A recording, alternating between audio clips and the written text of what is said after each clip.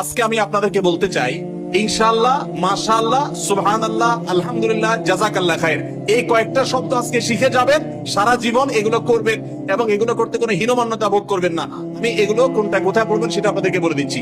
ভবিষ্যতে যত কাজ করবেন, একটা দোস্তকে বলতেছেন, দোস্ত আমি আসতেছি, অথবা এই কাজটা আমি করব, ভবিষ্যতে যাই করবেন সবগুলোতে বলবেন ইনশাআল্লাহ, মানে আল্লাহ যদি চান তাহলে আমি করব। আসলে তো আল্লাহ না চাইলে কি আমি করতে পারবো? আমি করব, কিন্তু আল্লাহ চাইলে।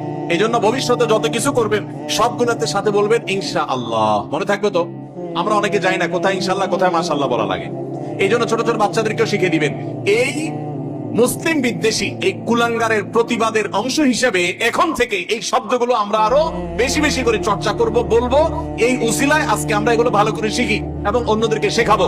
ভবিষ্যতে যত কাজ করব কি বলবো? ইনশাআল্লাহ। মনে থাকবে তো? আমরা এখন থেকে ভবিষ্যতে যত কথা বলবো সব কথার সাথে ইনশাআল্লাহ বলবো, ইনশাআল্লাহ। তাহলে মনে থাকবে, ভবিষ্যতের জন্য কোনো কিছু বলতে হলে কি বলবো?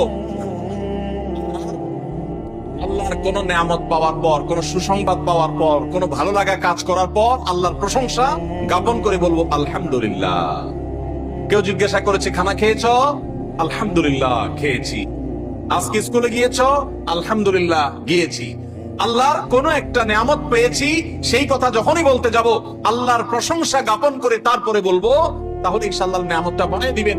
তাহলে যেটা আমার অতীতে হয়ে গেছে আল্লাহ দান করেছেন, বা কিছু দেখে আমার ভালো লাগা কাজ করেছে, তাহলে আমি বলবো আলহামদুলিল্লাহ। ভবিষ্যতে কিছু করব তখন বলবো ইনশাআল্লাহ। আর কোনো কিছু দেখে আশ্চর্য হয়েছি, সাহস দিতে চাই, কাউকে উৎসাহ দিতে চাই, অনুপ্রেরণা দিতে চাই, তাহলে বলবো মাশাআল্লাহ। মাশাআল্লাহ মানে আল্লাহ যা চেয়েছেন তাই। একটা সুন্দর আপনার ক্ষেত দেখেছেন, মাশাআল্লাহ কত সুন্দর ক্ষেত। একজন সুন্দর রিসাইটিং দেখে শুনেছেন, মাশাআল্লাহ কত সুন্দর তেলাওয়াত। একজন সুন্দর রাইটিং দেখেছেন, কারোর সুন্দর হাতের লেখা দেখেছেন, মাশাআল্লাহ কি সুন্দর রাইটিং, হাতের লেখা। তাহলে কোনো কিছু দেখে যখন অভিভূত হবেন তখন বলবেন মাশাআল্লাহ। কোন নিয়ামত পেয়েছেন সেই সংবাদ দিবেন, বা অতীতে কিছু করেছেন সেটা বলেছেন, বলবেন আলহামদুলিল্লাহ যদি সেটা ভালো কাজ হয়। আর ভবিষ্যতে কিছু করবেন বলবেন ইনশাআল্লাহ। আর আশ্চর্য হয়ে, কোনো কিছু দেখে যে আশ্চর্য হয়ে আল্লাহর পবিত্রতা জ্ঞাপন করতে চান, তাহলে বলবেন সুবহানাল্লাহ। উপরে ওঠার সময় বলবেন আল্লাহু আকবার। সিঁড়িতে যখন উপরে উঠবেন, নিচে যখন নামবেন তখন বলবেন সুবহানাল্লাহ। এগুলো সুন্নাত।